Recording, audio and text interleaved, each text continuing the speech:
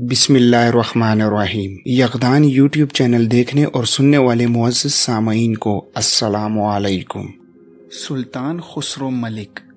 مرحوم سلطان کا بیٹا خسرو ملک تخت نشین ہوا تو اس نے بڑے انصاف اور فیاضی سے حکومت کی۔ وہ ہندوستان پر حکمرانی کرنے والے خاندان غزنویہ کا آخری بادشاہ تھا۔ اس کے دور حکومت میں غزنی کی سلطنت پر غور کے سلطان غیاث الدین کے بھائی سلطان شہاب الدین محمد غوری نے حملہ کیا اور اسے فتح کر لیا۔ وہ علاء الدین کے بیٹے اور اپنے چچا زاد بھائی سیف الدین کا جانشین بنا۔ اس فتح سے پوری طرح مطمئن نہ ہونے کے باعث اس نے پنجاب کی طرف ایک بہت بڑی فوج روانہ کی اور پشاور، افغانستان، ملتان اور سندھ کے صوبوں کو تخت و تاراج کر ڈالا۔ سن 1180 میں اس نے لاہور کا محاصرہ کر لیا، لیکن خسرو ملک نے اس کو کچھ اس قدر مضبوطی سے قلعہ بند کیا ہوا تھا کہ اسے فتح کرنے کے لیے حملہ آور کی تمام تدابیر ناکام ہو گئیں۔ آخرکار دونوں دھڑوں میں امن پر صلح ہو گئی۔ محمد غوری بادشاہ کے 4 سالہ بیٹے ملک شاہ کو یرغمال کے طور پر اپنے ساتھ لے کر وہاں سے روانہ ہو گیا۔ 4 سال بعد محمد غوری نے دوبارہ پنجاب پر حملہ کیا اور لاہور کا محاصرہ کر لیا، لیکن شہر پر قبضہ کرنے میں ناکام ہونے کے بعد اس نے کھلے علاقے میں قتل و غارت اور لوٹ مار شروع کر دی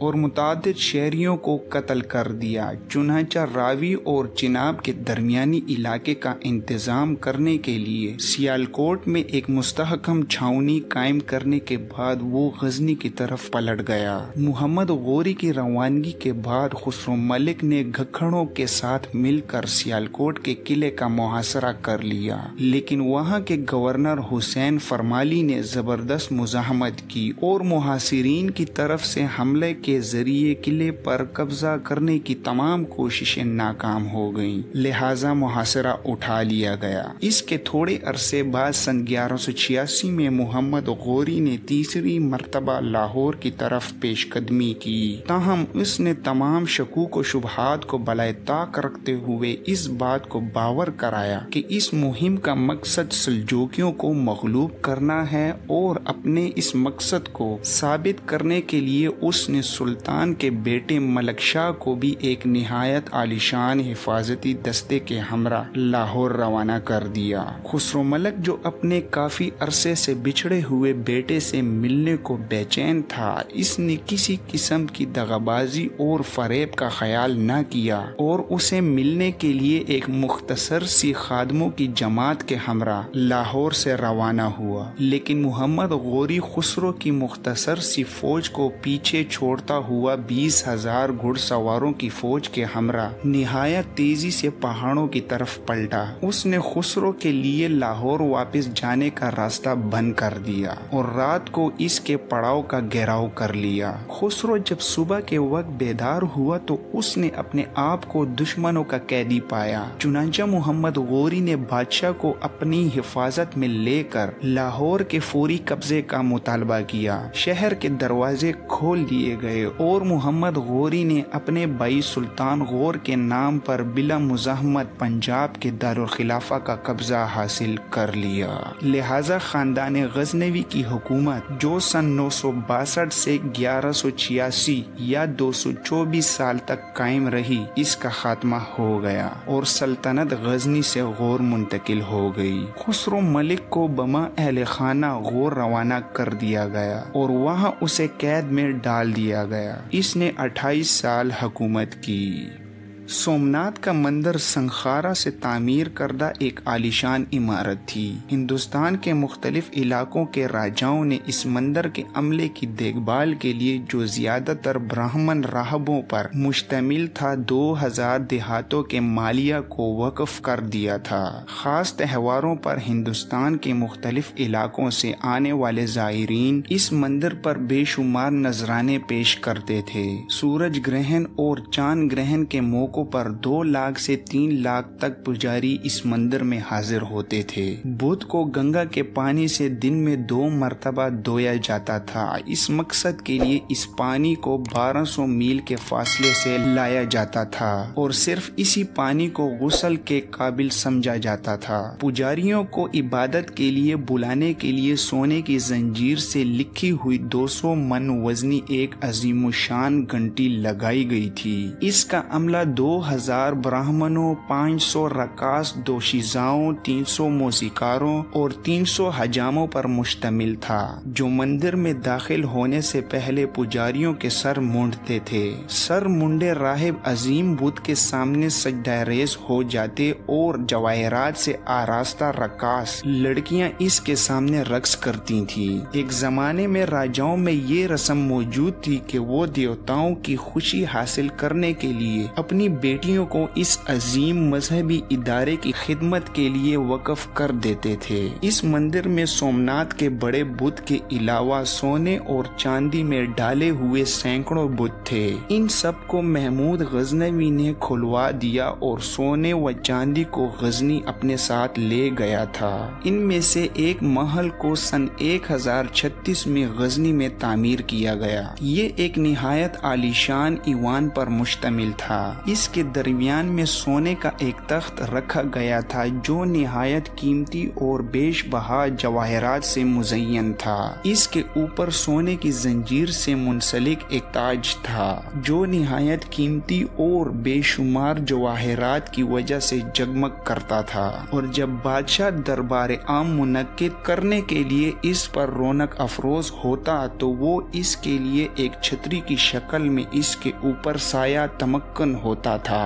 مسٹر راجرز نے مسعود اول کے سکوں کو امرتسر شہر میں دریافت کیا۔ وہ گھوڑے اور بیل کی شبیوں والے تھے اور گھوڑے پر مسعود کا نام درج تھا۔ چند سکوں کے اوپر مسعود محمد اور مسعود محمود غزنوی بھی درج تھا۔ مسٹر راجرز کا خیال ہے کہ مسعود نے ان سکوں کو لاہور میں مضروب کرایا تھا۔ Journal of Asiatic society Bengal number 1 جنوری 1881 مسٹر تھامس دہلی کے پٹھان بادشاہوں کے اور تحریر کردہ اپنی کتاب کے صفحہ نمبر 58 میں مسعود کے ایک سکے پر خط کوفی کی چوبی تحریر کے بارے میں بتاتے ہیں جو گھوڑے کے سر پر بآسانی پڑی جاتی ہے۔ مودود نے لاہور میں 4 عبارات کے حامل سکے مضروب کرائے: عدل، شہاب الدولہ اور مذہب کا کتب، ابو الفتح مودود۔ مسٹر راجرز کے مطابق جو پنجاب کے سکوں کے بارے میں سب سے اہم سند کی حیثیت رکھتے ہیں، یہ سکے 4 مختلف شکلوں کے تھے۔ ان سب کے ایک طرف بیل کی تصویر تھی اور اس پر ہندی کی عبارت سری سمتا دیوا درج تھی۔ ان سکوں میں لاہور کا تلفظ لوہور تھا۔ البیرونی لاہور کو لوہار کہتا ہے۔ مسٹر ایم ایل ڈیمسکی ایس نے مودود کا ایک طلائی سکہ ڈیرہ اسماعیل خان کے ایک بینکار سے حاصل کیا تھا جس نے اسے پویندا کے ایک بیوپاری سے خریدا تھا۔ وراثت کا مسئلہ۔ سلطان محمود غزنوی کے دونوں بڑے بیٹے ایک ہی دن پیدا ہوئے تھے، اس لیے یہ کہنا دشوار تھا کہ تخت کا کون زیادہ حقدار ہے۔ محمد ایک دیندار اور پرہیزگار شہزادہ تھا۔ اس نے اعلیٰ تعلیم پائی تھی اور عربی میں شعر بھی کہتا تھا، لیکن حکومت کرنے کی صلاحیت اس میں متعلق نہ تھی۔ لوگوں کی نظریں اس کے بھائی مسعود پر پڑتی تھی جو تن و توش اور زور و قوت میں اپنے زمانے کا رستم تھا۔ مشہور بات یہ ہے کہ مسعود کا گرز ایک ہاتھ سے کوئی شخص نہ اٹھا سکتا اور اس کا تیر فولاد کی ڈال کے پار ہو جاتا۔ اسی باعث سلطان محمود غزنوی بھی مسعود پر رشک کرتا تھا۔ وہ یہ نہیں دیکھ سکتا تھا کہ ذاتی شجاعت کے کارناموں میں جو خود اس کے بس کے نہ تھے، کوئی شخص اس سے سبقت لے جائے۔ یہی وجہ تھی جو سلطان محمود غزنوی نے محمد کے حق میں وصیت کی اور اس کی منظوری خلیفہ سے بذریعہ فرمان حاصل کر لی۔ وزیر حسن بھی محمد کا طرفدار ہو گیا اور اس طور پر محمد کی حمایت میں امراء کا کمزور سا اتحاد قائم ہو گیا۔ مسعود بھلا یہ کیسے گوارا کرتا؟ وہ کڑک کر بولا، شمشیر کا فیصلہ کاغذی تحریر کے بنسبت صحیح ہوتا ہے۔ سلطان محمود غزنوی نے جب یہ سنا تو افسوس کیا کہ واقعی مسعود سچ کہتا ہے۔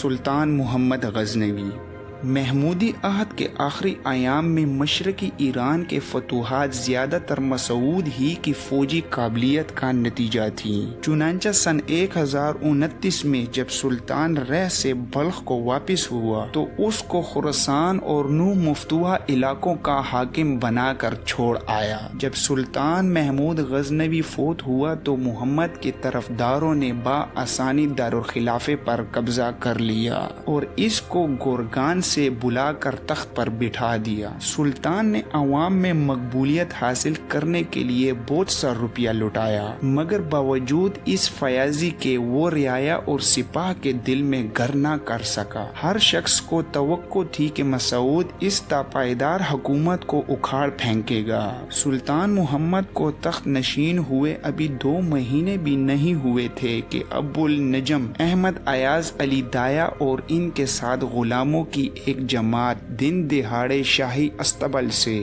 گھوڑے لے کر بست کی طرف چل دیے۔ ہندو دستے کے سردار سریندر رائے نے تعاقب کر کے ان کو جا لیا۔ لڑائی میں بہت سے غلام مارے گئے۔ سریندر رائے خود بھی لقمہ اجل ہوا، لیکن ایاز اور علی دایا بچ کر مسعود کے پاس نشاپور جا پہنچے۔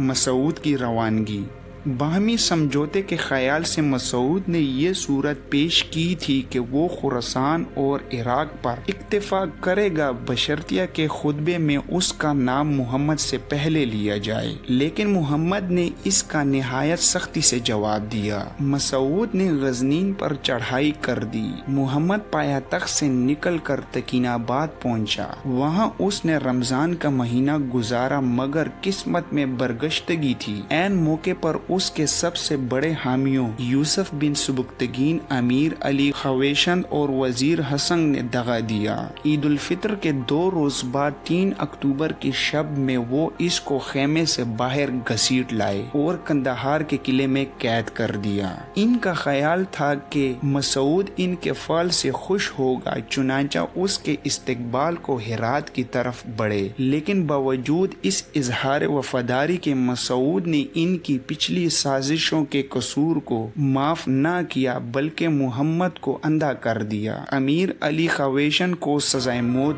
دی گئی اور یوسف بن سبکتگین کو حبس دوام کیا گیا، اور اسی حالت میں اس نے دنیا کو خدا حافظ کہا۔